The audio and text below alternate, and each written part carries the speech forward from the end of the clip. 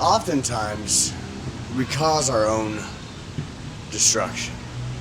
We call it self-sabotage.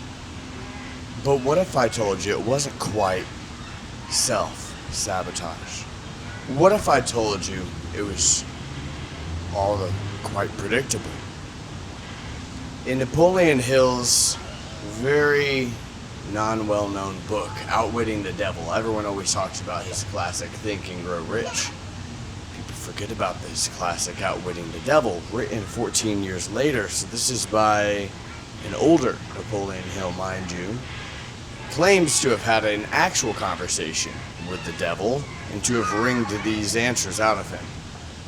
But nonetheless, whether you think he's doing a screw tape letters like C.S. Lewis did, which is like a fictional conversation, or whether you believe this is real, like Sharon Lecture said in the book, which is a co-author, she goes, the principles that Napoleon Hill talks about in Outwitting the Devil are so absolutely true when you start to identify them that you can pretty much say this is the real thing. And what I want to hone in on here, because there's many things that you could talk about with Outwitting the Devil, but what I want to hone in on is where Napoleon Hill is asking with the devil, okay, so basically what you're saying here is that a weak plan can be made strong if it is sure. Something along the lines of those words. And what Napoleon is asking here is, okay, so if a plan is not strong, what Napoleon was asking was, which is stronger?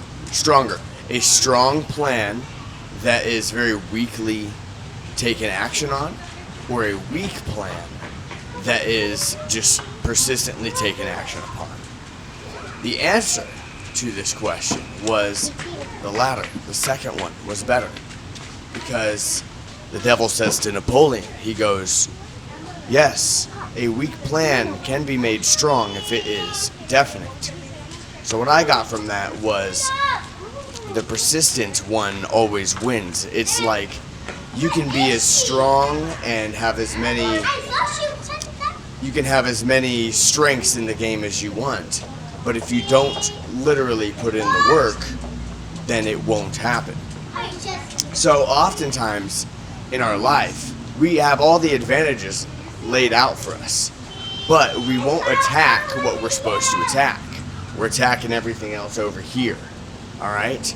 So the devil will dangle the carrot. The enemy will dangle the carrot way over here, when he knows that if you had just kept doing action A over here instead of action E, F, and G over here, if you kept doing action A, even though at first he makes it look like you're not going to have any results in action A, he's going to put up a mirage, an illusion, because he knows that if you attack action A enough times, persistently, that it will become strong. But you don't know that, so you listen to action E, D, F, G, right over here, LMNOP, and all these are getting you bad fruits, okay, or you're getting quick results over here that may not even be what you're set up to do long term, right? Like when people do something that they're good at, but they don't love it, and it sucks their soul out of them. That's an example, or something that makes them money, or whatever. When you could have gotten good at doing action A, but the enemy distracted you away. So what I got out of that was that you can make anything that you want into a strong plan. Just ignore the fact that it's a weak plan. It's the persistence, the desire, like Napoleon says in Think and Grow Rich. Number one, desire. Your desire has to be strong. Just like in business, the saying is the why has to be stronger. So that when you're going through the what's, the why is so strong that you persistently drive forward.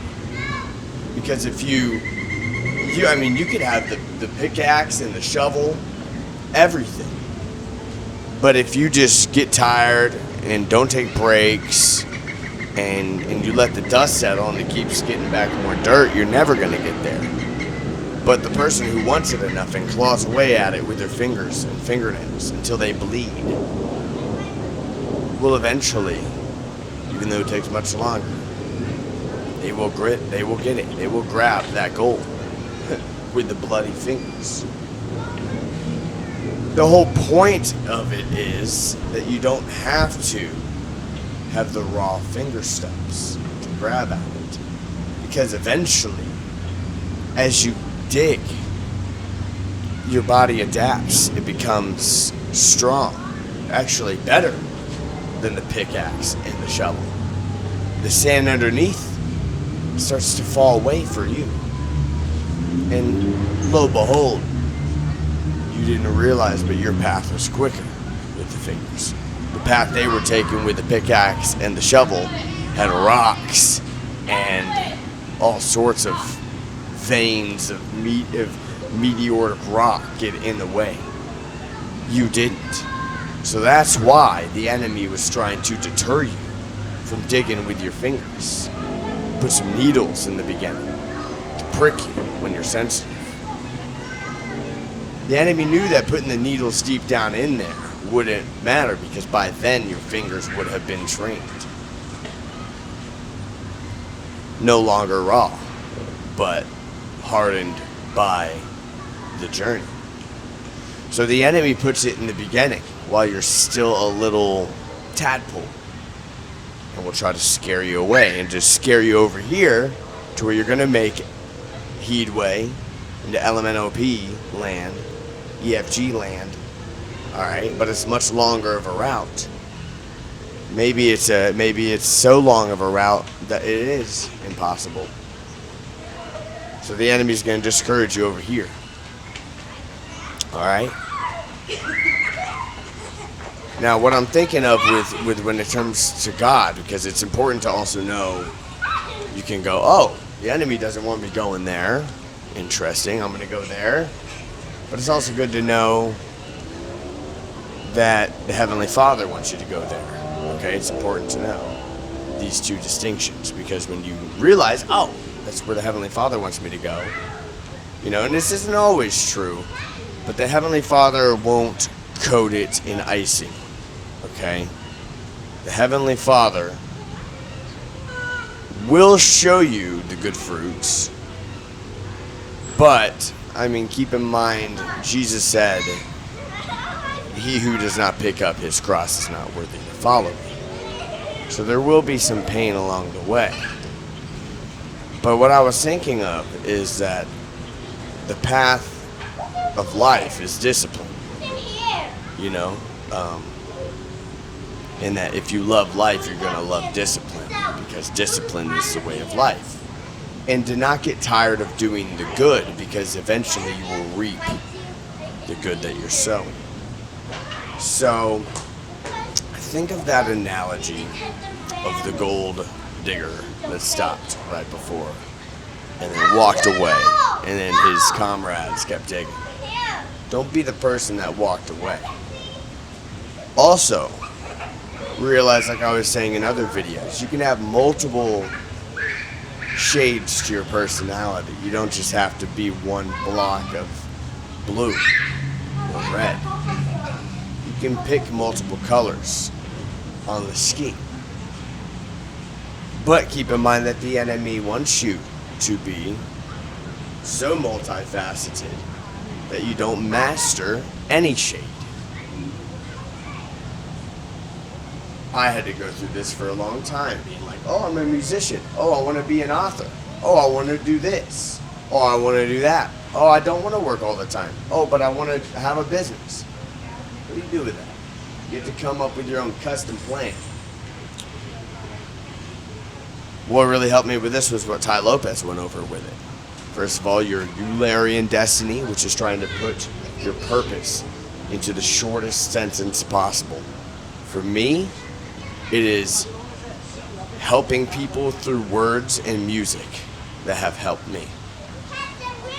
It's as short as it can get, you know? For some people, it might just be helping people through music or making people feel good through music.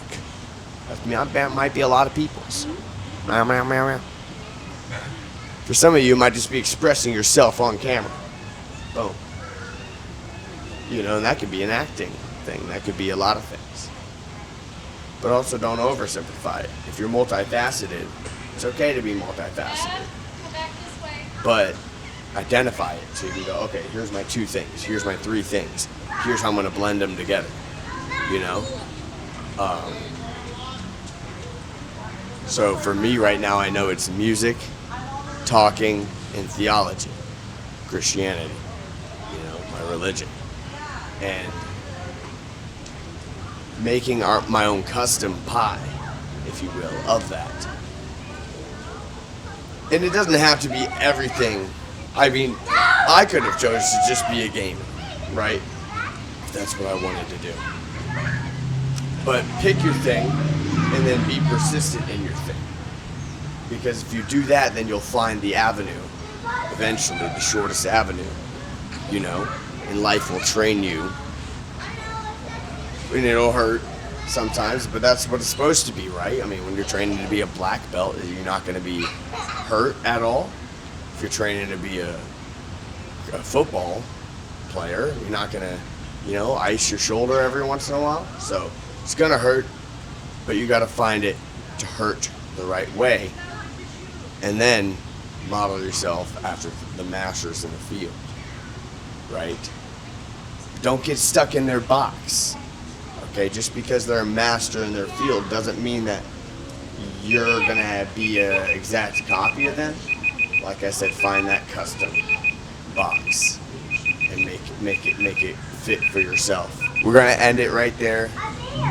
Comment what you think. Comment what you disagree on. I want to have a conversation in the comment section below.